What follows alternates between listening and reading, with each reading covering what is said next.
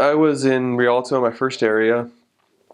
My companion, it was my second companion. We were teaching a family, and we taught them, and things were going great. It was just wonderful. They ended up getting baptized, and they moved to another ward, so we kind of lost contact with them.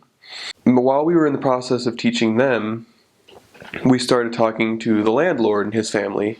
His name was Pedro Rivera. Started talking to him and his family, and they expressed a little bit of interest. And so we came back a few times and taught them. And then eventually we invited them to come to church. They said they would.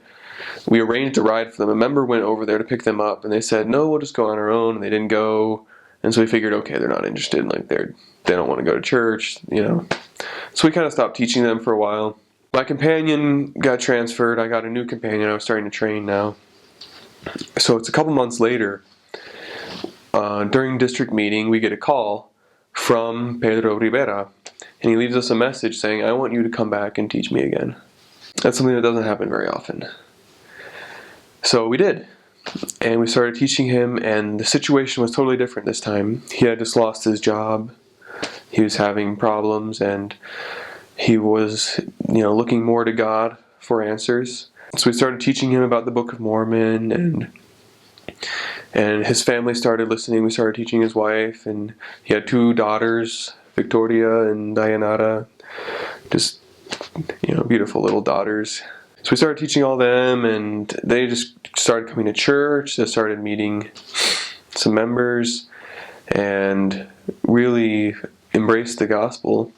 They had so much faith. I remember they didn't have a car, and so I think we told them to pray for a car, and so they started praying, and then the next week they somehow got a car, and they asked me to give a blessing on their minivan because it was a new minivan, and it wasn't new, but it was new for them, and they asked me to give a blessing on it. So I was like, okay, I don't see why not. And he got a job within a week or 2 weeks.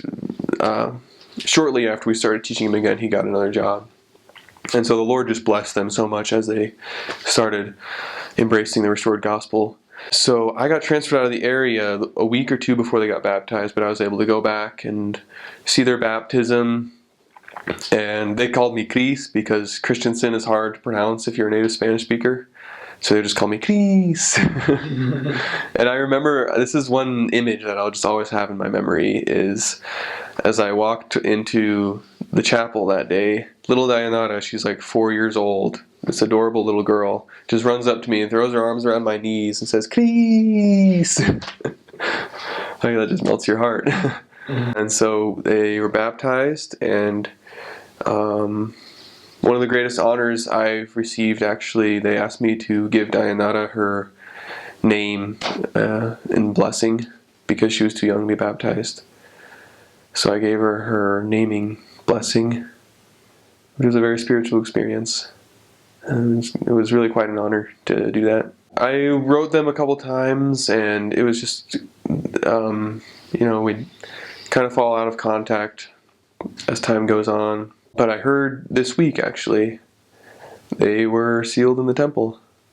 So that's something that just gives me a lot of satisfaction and a lot of joy, knowing that somebody that I worked really hard with, and that someone that God sent me to introduce them to the gospel, they are now an eternal family.